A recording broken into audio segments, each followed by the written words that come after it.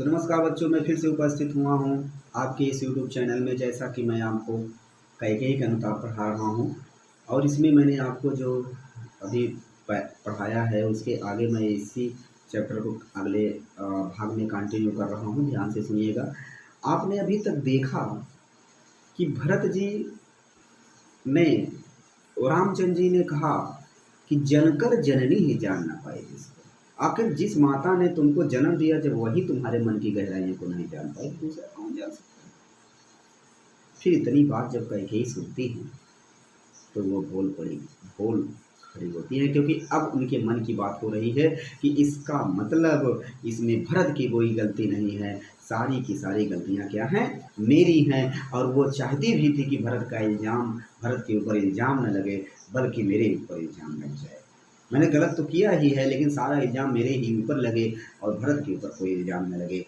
तुरंत कैकेयी खड़ी होती हैं और कहती, यह सच है तो अब लौट चलो तुम घर को। हे रामचंद्र जी, हे पुत्र रामचंद्र जी, अगर यह बात सत्य है तो तुम घर को लौट चलो।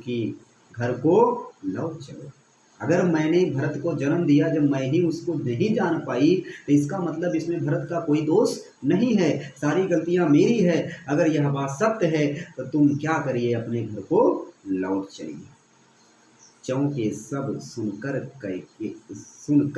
अटल कैकेयी स्वर को।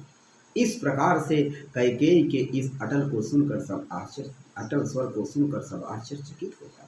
जिस कैकेयी ने श्री रामचंद्र जी को वनवास दिया, आज वही कह रही है घर को लौट चलो।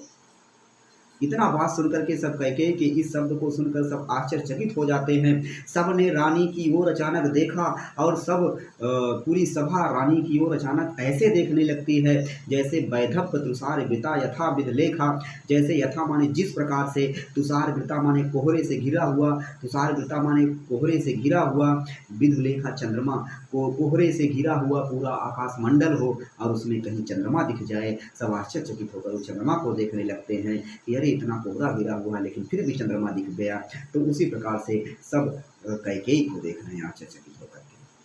सब ने रानी की ओर अचानक देखा, सब रानी की ओर अचानक इस प्रकार से देखने लगे, अचानक ऐसे देखने लगे आश्चर्यचकित होकर के जैसे तुषार वृत, जैसे कोहरे से घिरा हुआ पूरा आसमान हो और उसमें कहीं चंद्रमा दिख जाए।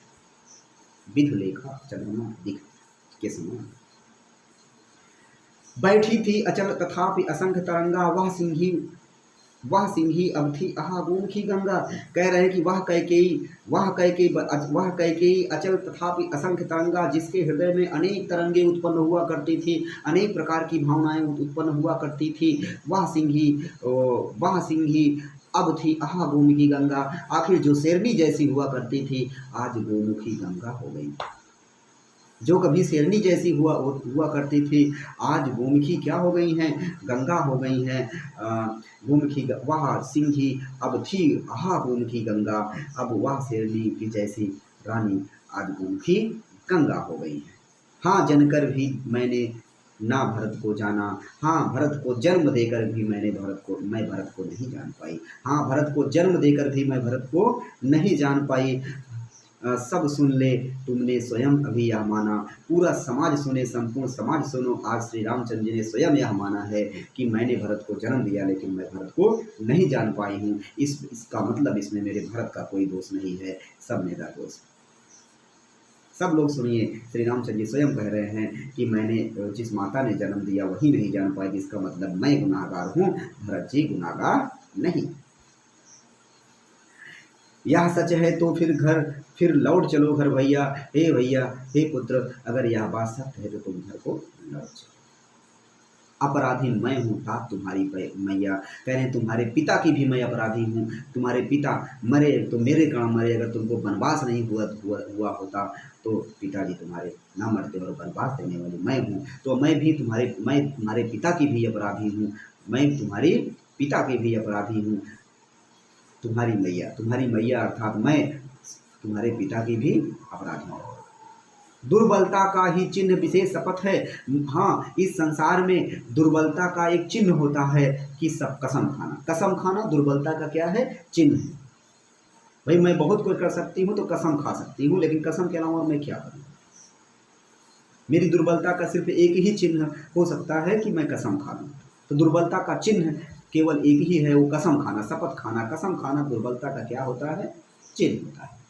पर अबला जन के लिए और कौन सा पथ है? पर मुझ जैसी अबला के लिए इसके अलावा और कोई रास्ता ही नहीं बचा है। पर मुझ जैसी अबला के लिए इसके अलावा और कोई रास्ता ही नहीं बचा है। मैं बहुत कर सकती हूँ तो कसम खा सकती हूँ बस। यदि मैं उकसाई गई भरत से हूँ, यदि मैं मुझको भरत ने तनिक भी उकसाया हुआ, यदि मुझको भरत ने तनिक भी उकसाया हुआ हो कि हे माँ तुम मेरे लिए राज्य मांग लो, रामचंद्र जी को वनवास मांग लो, अगर मुझको यह करने में भरत ने तनिक भी उकसाया हो तो पति समान ही स्वयं पुत्र भी खोऊं। तो जैसे मैंने अपने पति को खो दिया वैसे मैं अपने पुत्र भरत को भी आज खो दूँ। मेरा पुत्र भरत भी आज उसी प्रकार से मर जाए जैसे मेरा पति मर गया। तो इसलिए अगर मैं तनिक भी भरत के द्वारा कहे में आई हूँ तो हे श्री रामचंद्र जी, जैसे मैंने अपने पति को खो दिया वैसे आज अपने मैं पुत्र को भी खो दूँ। ठहरो मत रोको मुझे। जब ऐसे ही यह बात जब कहती है तो सब लोग, रानी कहते नहीं, ये रानी कहे कि आप यह क्या बोल रही हैं, आपको ऐसा ही बोलना चाहिए। तो तुरंत वह कहती हैं कि ठहरो मत रोको मुझे, कहूँ सो सुन लो। आज मुझको कोई मत रोको, मैं जो भी कहना चाहती हूँ उसको सब ध्यान से सुनो। अगर अगर कह रहे हैं पाओ यदि उसमें सार उसे तब सब चुन लो। अगर मेरी बातों में थोड़ा सा भी महत्व तुमको दिखे तो उसको ध्यान से सुनो, उसे चुनो, उस बात को ध्यान से चुनो, समझो। अगर मेरी बातों में महत्व दिखे तो उस बात को समझो। करके पहाड़ सा पाप मौन रह जाऊं, क्या मैं इतना बड़ा पहाड़ जैसा पाप करके चुप हो जाऊं? करके पहाड़ सा पाप, क्या मैं पहाड़ जैसा पाप करके, इतना बड़ा पाप हो करके क्या मैं चुप हो जाऊं? राई भर भी अनुताप न करने पाऊं। अनुताप माने पश्चाताप, राई माने सरसों के समान, सरसों के समान भी मैं उसका पश्चाताप न कर पाऊं, मतलब थोड़ा सा भी पश्चाताप न कर पाऊं। पहाड़ जैसा पाप किया है, इतना बड़ा पाप किया है और उसका थोड़ा सा भी पश्चाताप न करूं। बस उसके आगे एक बार आप फिर से दोहरा लीजिए।